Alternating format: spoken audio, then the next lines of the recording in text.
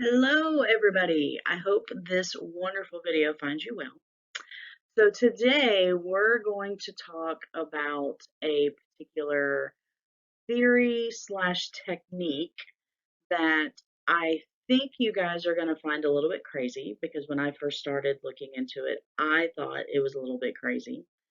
But when I looked at it through the lens of trauma, it made sense.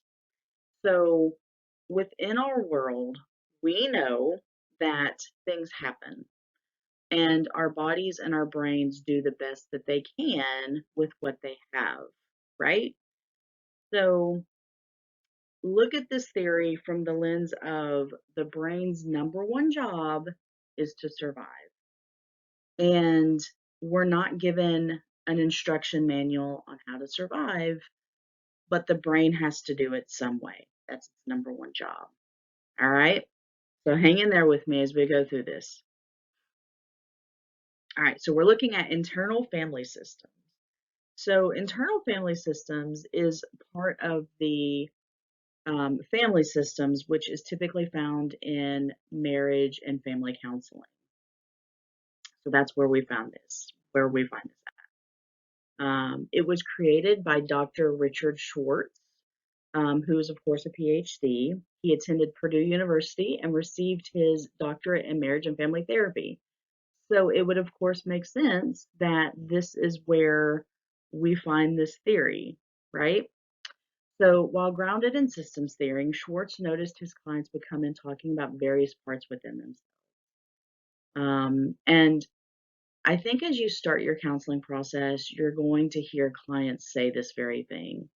Um, they might refer to, one half of them wanting to do this, but the other half doesn't feel like they can do that. And if we think about it, we've heard all of our friends or family members say things in that realm, or even ourselves. We've heard people say that, or we've heard ourselves say that. Maybe that was a Freudian slip that I said we've heard people say that when we're talking about ourselves. We'll get into that. But anyway, okay, so in the 1980s, while focusing on relationships amongst the parts, he noticed that there were systematic patterns to the way they were organized within the client. Hmm. In 2015, IFS was designated as an evidence-based practice. So 2015 wasn't actually all that long ago, and so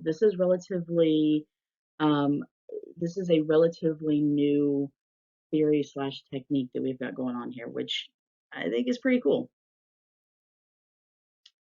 All right. So IFS, Internal Family Systems, is an integrated model that believes that the mind is naturally multiple. Now, this is different from the idea of dissociative, blah, dissociative identity disorder, DID. This is completely different. IFS believes that we have many valuable qualities and that our core self knows how to heal the mind and the body, allowing us to be integrated and whole. Okay, so on their quote of their website, they have IFS Institute welcomes all people of any age, race, religion, gender identity, sexual orientation, class, ability, language, or cultural background into the internal family systems community. You are welcome here, and all of your parts are welcome here too. Um, to me, I found that quote a little funny. Of course, as you guys know, I'm easily entertained, but I did find that a little funny, so I wanted to include that in here. All right, so what are these parts that we're talking about? So we're talking about the three common roles that our mind tends to take. Okay. So again, I want you guys to think about this in the terms of trauma focused. Okay. We have something really bad that happens to us and we survive physically. So our mind must survive as well. Um, but when really bad things happen, sometimes it's really hard to deal with those things. So our brain, according to this theory and technique, has designed a way for us to be able to continue on with our lives. Okay, so remember, think about it from a trauma-focused lens. All right? Okay, we have the three major parts. So we have the managers. So just as the name implies, they are the protective parts that attempts to control the surroundings and manage the emotions and task for daily life. So they're the ones that are in charge of things. We have the exiles, which their job is to hold the hurt and shame from early experiences. They are responsible for keeping the difficult emotions and memories associated with the past experiences. Managers keep the exiles away from the conscious awareness to avoid pains from the past. So, for those of you who have had trauma work or learned about trauma work, I should say, in some of the classes, and then for you who have not learned about it, the what our brain and our body does is it stores those trauma feelings and those trauma memories because it's something that sticks with us that we have to process through eventually in order to get it out. But in the meantime, when we're when we're not able to process through it or we're not able to get it out, the brain has to do something with it. There is a wonderful book called The Body Keeps Score. There it is actually on your handouts if you would love to read that or would like to read it for curiosity's purposes. Um, but it's a really good book and it talks a lot about trauma. So we have the exile's job, right? It's unconscious. That's what our brain, according to this theory and technique, does with with those memories and those feelings, is it keeps it in um, the it keeps it in the unawareness, the unconscious. Okay. Then we have the firefighters, and these firefighters are activated when the exiles produce the overwhelming, painful, or threatening emotions. Firefighters attempt to restrain those emotions with maladaptive coping skills. So, whenever we think about somebody using maladaptive coping skills, those typically look like overeating, substance abuse, cutting. Those are behaviors we're doing either because we feel nothing at all, we're numb, or because we're feeling too much emotionally and we need to try to um, give ourselves another feeling to overpower those emotional feelings that we have going on. And so that's where the firefighters come in. That's where those urges come in, according to this theory. Which, again, if you think about it from a trauma focused perspective, maybe makes a lot of sense. All right. So if the exile makes it to the conscious awareness, the manager will attempt to suppress the emotions while the firefighter attempts to numb out or block the overwhelming emotions by using something like the addiction to alcohol or cutting to be distracted by the physical pain, which is what I just discussed. So, all right. So I put this in here and it's also in your handouts because I think it does a really good job of explaining and looking at how the managers, the exiles, and the firefighters work together within the self. Okay. Like I said, you guys have this in your handouts for a closer review and to look at it more, but we have it right here. So the managers are the protectors of the system. They attempt to keep the person in control of every situation and relationship in order to protect him or her from feeling hurt or rejected. So what this may look like within a person is it could be someone who is a controller, maybe a caretaker, maybe judgy. They could be passive or pessimistic.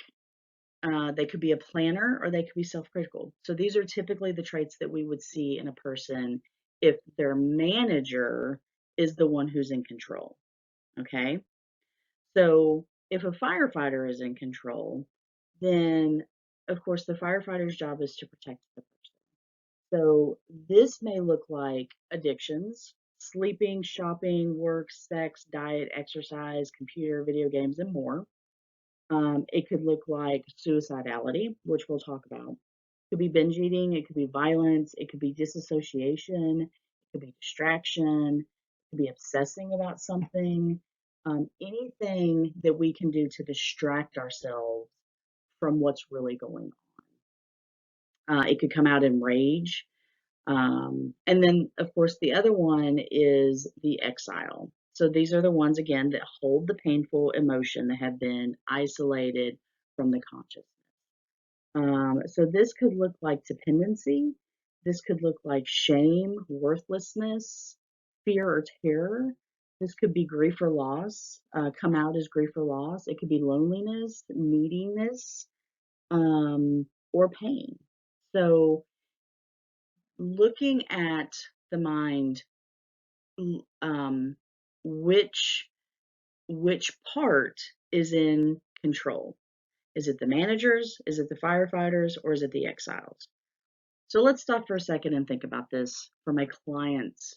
If you're the therapist and a client comes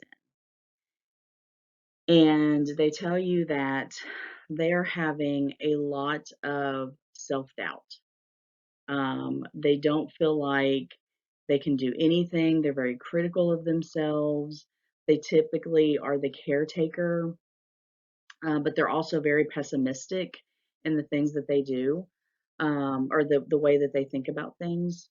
So if you were an IFS therapist, you would think, oh, the self is not in charge of this person. It is the manager that is in charge.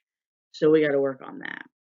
Same thing would be if somebody came in and they were having a lot of addictions, whether it be overeating or substance abuse, you would see that the firefighter is in charge and not the self. The whole idea of this very premise is that our self knows how to heal itself. Our self knows how to properly be in control so that we have a balance within all of these systems that we find ourselves in. Okay, so think about it from that perspective because this is a little out there, I think. All right. All right. So the core self, this is what we were talking about with the core self. So IFS holds the idea that every person has a core self that is genuine and waiting to be tapped into. This is something that we all have, but we don't have the ability to automatically be able to use it. It's something that we have to uncover.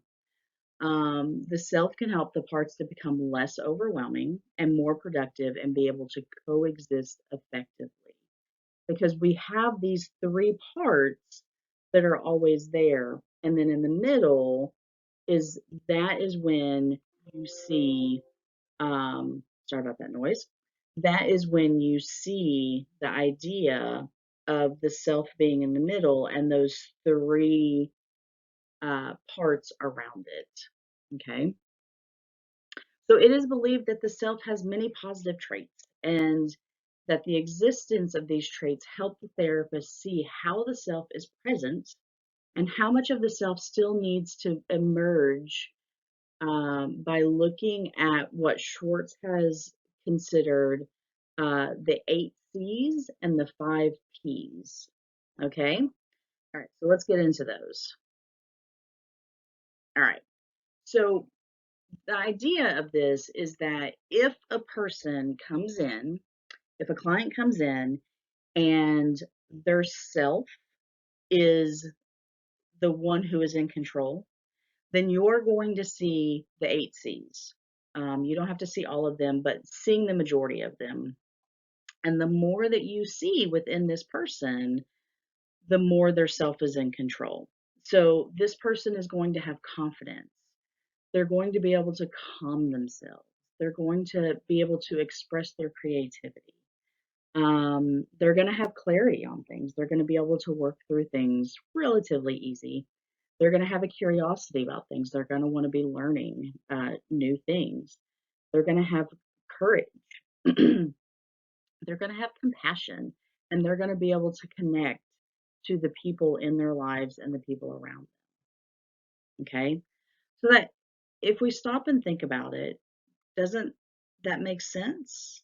Isn't that a good way of telling if somebody is balanced within their life, if they're emotionally healthy, if they're able to have confidence, if they're able to have courage to do things, if they're able to have compassion, if they're able to connect to people? Um, yeah, I feel like there's a lot of our clients that really struggle with connecting with people. Um, and according to this theory, if the self is in charge like it should be and being utilized like it should be, then we're going to see that connectiveness. All right, so the 5 Ps, the person is going to be present. They're going to be patient. They're going to have perspective on things. They're going to be persistent in getting things done, getting things accomplished. So if they hit a roadblock, they're not going to want to give up. They're going to have that persistence to know that they can keep pushing on. They're going to have that courage, right? Do you see how they're starting to interlink together? Maybe even the creativity to figure out how to get something to work, for that persistence to work. And they're going to have playfulness. So let's stop and think about this again. So, looking at the 5 Ps, wouldn't you say that a person is relatively healthy emotionally if they're able to have playfulness, if they're able to joke around and be happy, right? Um, that they're able to have patience. That's huge. Having patience is huge. Not a lot of people have patience. And when we see our clients, a lot of times they don't have patience. They feel like if one more thing is added to their plate, they're going to overflow, right? They're overwhelmed. They're not able to handle the new things that come to them. They're not in the present. They're not, able to manage what's going on in front of them because they're just so overwhelmed. Um, so again, when you think about it from these perspectives, it kind of makes sense. All right, so we've learned about the self. We've learned about managers and firefighters and Excels. Um, so what is it that this treatment is able to help with? So for treatment diagnosis, this could be used for depression, anxiety, panic, phobia, trauma. We talked about trauma, substance use, physical health conditions such as rheumatoid arthritis, and general functioning and well-being. There is some research out there, and if anybody's interested, let me know and I can get a hold of that research for you. But there is some research out there that is able to help the chronic pain within the person. So with rheumatoid arthritis, I don't know if you guys know a lot about it. I did not know a lot about it until I had a family member who was diagnosed with it. But rheumatoid arthritis is basically, in a nutshell, when your immune system is attacking its own joints. And it does that because it feels like those are foreign bodies. So there has actually research proof that IFS has been successful in treating chronic pain associated with rheumatoid arthritis. Mind blowing to me. Really digging in and looking at that. Crazy. All right. Um, so of course, this is not appropriate for all patients with more severe illness such as psychosis or paranoia. Not appropriate at all. If you come into a session and a person is having paranoia and you're talking about, well, the reason why you are having such a hard time is because your firefighter is in there trying to make you feel better, trying to hide things. For a person who isn't able to think logically through things because, they're having psychosis and they may be seeing things or hearing things, that could be really scary and that could be dangerous and that could ultimately hurt somebody. So it is not appropriate for someone who has psychosis, seeing or hearing things, and it is not appropriate for someone who has paranoia. Um, just like the next one says, describing people of having parts can be unproductive and harmful. They're not going to get it. They're not going to understand it because there's other things with chemical imbalances that are going on in their brain. Okay. Okay. So, what is the therapist role in all of this? The therapist helps identify and understand specific subpersonalities of the internal mental system. So the therapist's job is to introduce this idea and kind of walk the person through it to help them as they start to discover their self. Once identified, the therapist helps the client to acknowledge the feelings to address the actual problem with the attempt to find positive ways to handle conflict. So again, the self is always there. The self's job, the core self's job, is to be there to manage these other parts. But it's not something that just automatically happens. Through therapy is how you learn how to uncover that self so that the self can start managing those parts instead of a manager being in control of everything, or an exile who keeps coming through, breaking through, and is unable to hold that emotional pain anymore. Okay. Um, Tools can help with the process, such as relaxation, visualization, journaling, creating a chart that illustrates the relationship between the self and the different parts of you. The idea behind it is to get the person's brain into thinking about the core self and then the three parts that work with the core self. All right. You guys sticking with me? This is a lot. I get it. Okay. How we do this. Following the 6 steps process that helps the person to be aware of their parts and then release the weight of the experiences that the parts have collected. So we want to identify the parts of your mind and body that need the attention. Okay, we want to do a body scan. We want to focus on that particular part that we have found within that body scan. We want to focus on it. We want to flesh out by describing it and the experiences of it. Um, what does it feel like? What has happened in your experiences that you've started feeling like this? We want to feel. We want to explore how you feel towards this part. Are you angry at it? Are you sad? What is it that you're feeling about this part in relation to yourself? And then we want to befriend it. We want to express curiosity about this part and we want to accept its presence. These parts are a part of us. And so our job is not to get rid of this part because we can't get rid of this part. It's what makes us up and helps us function in daily life. But we want to understand why this part is stepping up and what we can do in order to get it to step back so that the self can come back and take control of the system. Okay. And then fear. Ask what this part fears and what it would fear if you changed its role. So within parts of ourselves, they all have a role to play, right? In order to keep us functioning and balanced like we need to. So we want to talk to this part of ourselves and figure out what's going on and give it a different role. Give it something else to do. Okay? Moving on. All right, when a client starts to recognize and explore these parts, the client can change the parts function and create positive change.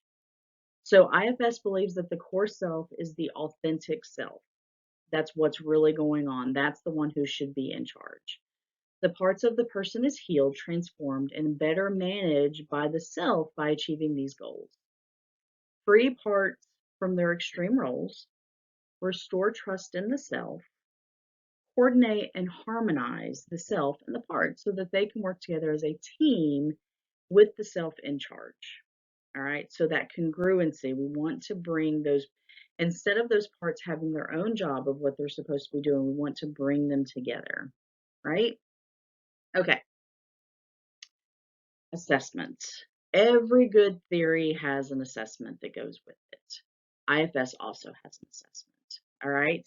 I do not have a copy of this assessment because it is online based, as it says here.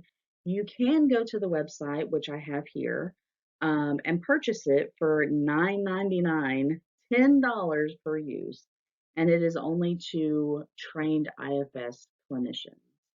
With on the website of Internal Family Systems, the website for this theory and for Dr. Schwartz, it has links on if you guys want to be trained in this particular theory.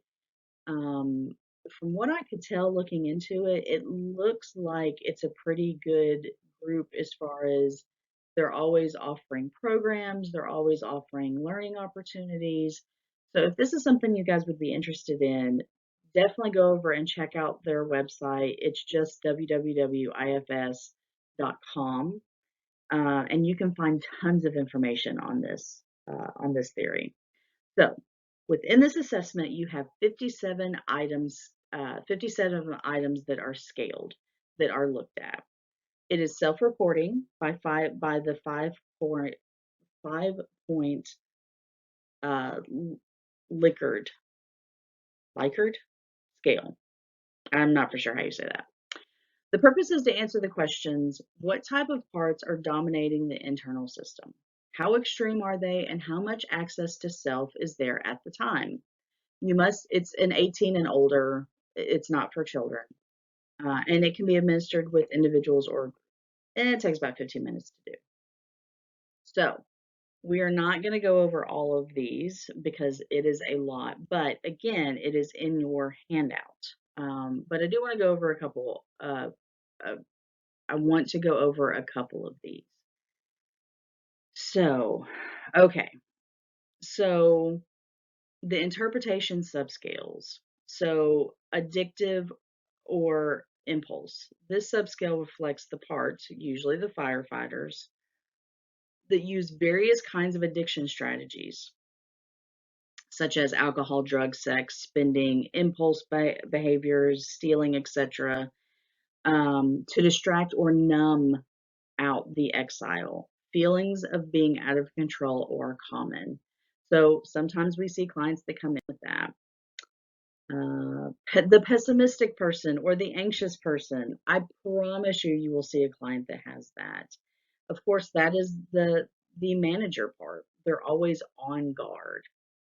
Disassociating, these are the parts, the managers and the firefighters, that protect the system. Sometimes we talk about clients who come in and they're going through a hard time or a difficult situation, and they find that they start daydreaming, or they find that when they look back on the event, they're not able to remember it clearly or really even at all.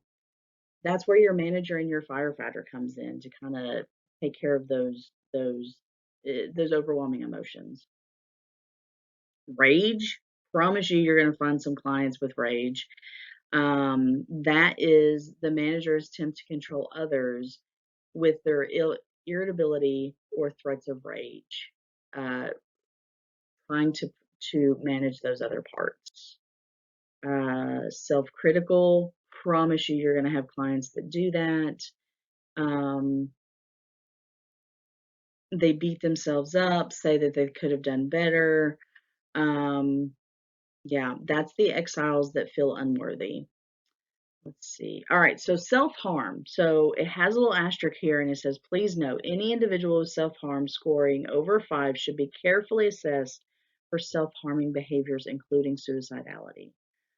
So these parts can either be managers or firefighters. And the firefighter may use self-harm, such as cutting or headbanging, in order to distract from the pain that the exiles are holding. The manager may use the possibility of suicide as a last line of defense. Whenever we work with clients who are to the point that they can't take the stress any longer, they feel like they have no other choice. And according to this theory, this is the manager stepping in and make it's a last effort to trying to control the situation. All right. Talking about the parts, talking about the self. All right. So, what is the efficacy of this particular theory?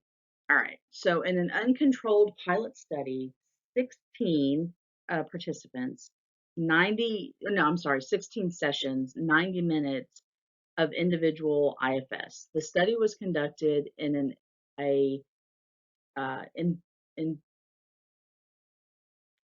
ethnically and socially economically diverse, large metropolitan area in the northeastern United States. I'm so sorry, folks. Like, words are hard today.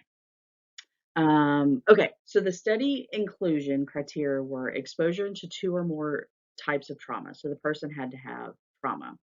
Current diagnosis of PTSD, clinically significant symptoms of depression per a total score of 14 or above by the Beck Depression Inventory. That's what that stands for. And then the study exclusion criteria was they could not have any previous IFS treatment and they could not have a current diagnosis of psychosis disorder or psychotic disorder or substance abuse. Okay. Participants were not excluded due to the presence of recent suicidal ideation or self-harm. That's interesting. A lot of studies will take people out who have had self-harm or suicidal ideations. Okay, so it's 16 weekly sessions, 90 minutes in-person outpatient sessions with a licensed community practitioner at varying locations. The practitioners had experience working with individuals with histories of childhood trauma and completed 3 levels of IFS training, so around 158 hours, with an intensive IFS certification process. Practitioners received monthly IFS supervision, which is pretty common. And then childhood trauma survivors had to moderate to severe degrees of PTSD prior to treatment, and vast majority, over 90%, who completed the treatment no longer met DSM diagnosis criteria after 16 sessions of IFS. So that meant that they no longer met criteria for PTSD after 16 sessions. That's huge. That's huge in the trauma world. All right. So next we're going to watch this video, which is a really good way of explaining all of this in Dr. Schwartz's own thinking process. Okay? Schwartz. The reason I want to talk with you is because I facilitate conversations, and often difficult ones, and conversations that we haven't had. And one of the main conversations that you do is with various parts of ourselves, and in particular, the critical voice, which I think is probably one of the most common conversations that people have with themselves. That's right. What would be a more fruitful conversations with our inner critic? Well, most people dread their inner critic or depend on it. Like, if I don't do this, then I'm not going to perform, or I'm not going to work on my appearance, or something like that. Or I hate the way this voice is constantly demeaning me, and it just pulls me down. And so either way, you're going to relate to it in an extreme way. And what we found by getting people into a kind of mindful place relative to this critic, so they're not either afraid of it or dependent on it, or they're not trying to fight it. They're just curious about it. When you get to somebody in the place of just being curious about this critical voice inside, and you have them ask it a series of questions. Such as? So if I were working with you, Miss Sarah, and you wanted to work with a critic, I would first have you find it in your body. Most of the time people find it in their head. I would ask you, how do you feel toward it? You'd say, I hate it, or I'm afraid of it. We would ask those parts to give us some space to just get to know it. We're not going to have it take over more. We're just going to try and help it maybe even change. And we can't do that if you hate it. We can't do that if you're afraid of it. So see if they'll give you a little space. And I would say, now how do you feel toward it? We do that until you could say, I'm just kind of curious about why it calls me names. At that point, if I then say, I'd like you to ask it why it does this, and what it's afraid would happen if it didn't do this to you all the time, and not think of the answer, but actually wait and get an answer from it, you would learn that it's trying to protect you. And it's afraid if it didn't ride you this way, you would either do something that would make you look bad, or you wouldn't try hard at something, and it's young usually, and it just doesn't know what to do to get you to behave other than to yell at you. And it remembered how you responded to one of your parents, so it often will take your parents' voice as a way to get more influence and say some of the same things they said to you. And when you get that, you'll shift, and you'll actually have some, maybe even compassion for how hard it's working to try and keep you going. And you can extend that to it, and the critics will start to soften at that point. And then we can learn about what they're protecting and actually go to that and heal that, because they usually won't stop. So I first locate my critic inside my body. Mm-hmm. I ask it to make space. You ask the parts that hate it to make space. To make space so that I can get to know it from a place of curiosity. And then I actually begin to see that it actually has a good intention. You don't see that until you've asked it these questions, and it responds, and it'll tell you how it's trying to protect you almost always. That's a complete reversal already. Complete reversal of what most people do. So instead of thinking it's criticizing me, it's actually meant to protect me by being critical. Yes. Then I understand where that voice originated and who I'm echoing. Then we ask, once we learn, okay, it's trying to keep you from being seen as a fraud, then we ask for permission to go to the parts that are still stuck in those scenes in the past and help them come out of there and unload all the feelings of humiliation that they carry. So that now, once that's been healed, the stakes aren't that high. Can I do this alone? Some people can do quite a bit on their own. Some people need a therapist or somebody knowledgeable about how to do this, just to get them to a point where they're in this curious, open-hearted place relative to all of this, and to keep the ones who are going to distract from continually jumping in. So at a certain point, most people can do it on their own after they kind of get the hang of it. So the eight C's that you have, the 8 C's vis-a-vis my critical voice. Yes, exactly. Are curiosity, compassion, care, confidence, calm, confidence, do we do curiosity? Creativity, courage, connectedness. And when you can do that with that critical voice inside of you, then you can actually stay in that place with the person who's being critical of you, rather than react the way you react to this one inside. So it's all parallel for me. The way you relate to these parts will play out in the way you relate to people who resemble those parts. So you know, if your mother's still alive and she's still doing this to you, you used to hate her or you used to fear her, and now you can just be, I'm curious, why are you calling me names right now? Wonderful. Thank you so much. You're welcome. Thank you. All right, guys, what do we think? I don't know. I think it's very interesting. I think it's a good way to explain kind of what's going on in our brain. All right. Thanks so much for hanging in there with me, and I hope you have a wonderful day.